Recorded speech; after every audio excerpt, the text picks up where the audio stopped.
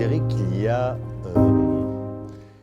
beaucoup d'enjeux, mais j'ai résumé mes enjeux programmatiques en tant que candidat pour les Françaises et les Français du Maghreb et de l'Afrique de l'Ouest en 5 5 enjeux, mais en dehors de mon sujet programmatique, il y a beaucoup d'enjeux. Il y a les enjeux de la relation entre la France et cette zone géographique. Il y a l'enjeu de la relation entre la France et le Maroc, qui pour moi est au cœur de cette question. Et puis peut-être plus globalement, les enjeux aujourd'hui de la place de la France dans le monde et dans sa relation avec l'Afrique de manière générale, en dehors de notre circonscription. Et quelle politique internationale pour notre pays, comment s'appuyer sur les diasporas, etc. Donc voilà, il y a beaucoup d'enjeux. Mais c'est vrai que depuis, il y a encore quelques années, depuis, on va dire, l'époque du président Hollande, c'est une catastrophe. Aujourd'hui, ça n'a fait que se dégrader. Et on a eu un espoir. Moi, j'ai eu vraiment un espoir. Et c'était la raison pour laquelle je soutenais Emmanuel Macron en 2017. On a eu un espoir, c'était de voir arriver ce jeune président de la République avec un nouveau regard, voilà, avec le Maroc, pays jeune qui est en train d'émerger, et donc peut-être d'imaginer que la France pourrait renouer dans cette relation avec le Maroc. Force est de constater que non. Aujourd'hui, les relations, on peut le dire, sont très dégradées, sont au plus bas. On lit des articles qui me font vraiment beaucoup de peine, qui me font mal, moi, à titre personnel. Je le vis vraiment, pour le coup, intimement dans ma chair. Moi, je suis franco-marocain. J'ai mes deux pays qui sont dans cette situation et je ne peux pas accepter cette situation. Et je ne peux pas ne pas... Et c'est une des raisons aussi qui me pousse aujourd'hui à être candidat. À dire, mais comment c'est possible? Comment en est-on arrivé là?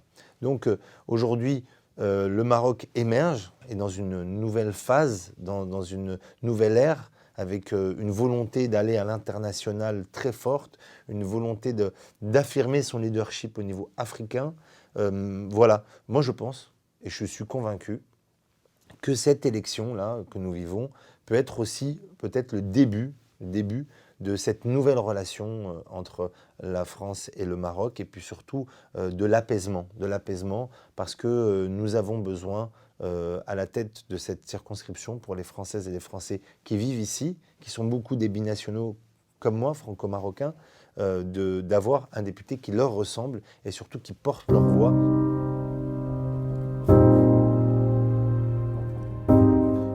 Moi, je le dis très fortement, mais le plus sincèrement possible au gouvernement français. Et si je redeviens député, je le ferai. J'interpellerai le gouvernement français, l'exécutif français, pour lui dire, aujourd'hui, ça n'est plus possible. Alors, il y a le langage diplomatique, mais ça ne suffit pas. Ça ne suffit pas. Mais les Marocains en ont marre. Les Français du Maroc en ont marre.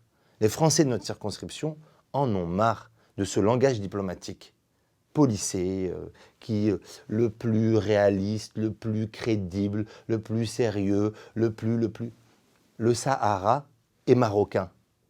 Point.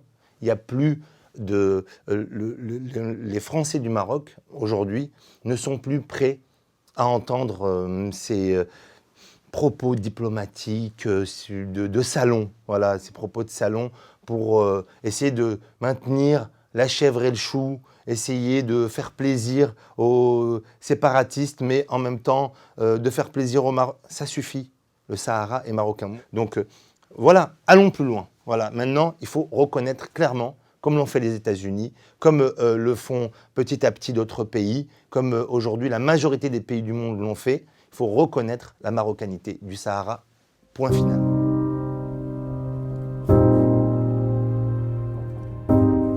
Je pense que la relation entre la France et l'Afrique passe et doit passer par le Maroc. Aujourd'hui, ce blocage que vous avez décrit, il est profondément, intimement lié à l'incompréhension de la France à l'égard du Maroc et de la reconnaissance de son Sahara. Vous l'avez bien décrit, la tournée du président français, Emmanuel Macron, aujourd'hui, en Afrique, les échos ne sont pas celles et ceux qu'on attend.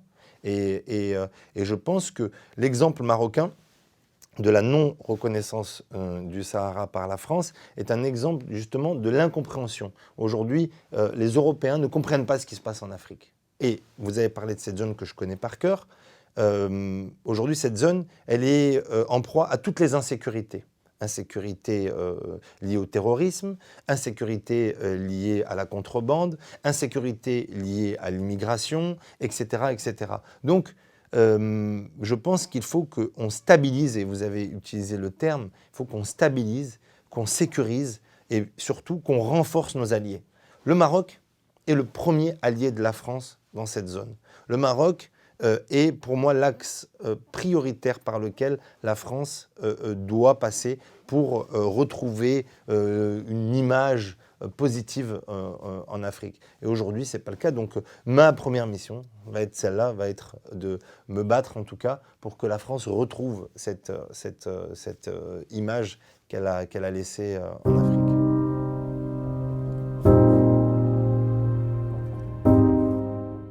Déjà, je veux rassurer toutes les personnes qui pensent que si je suis député, je ne serai accueilli dans aucun groupe parlementaire pour pouvoir travailler.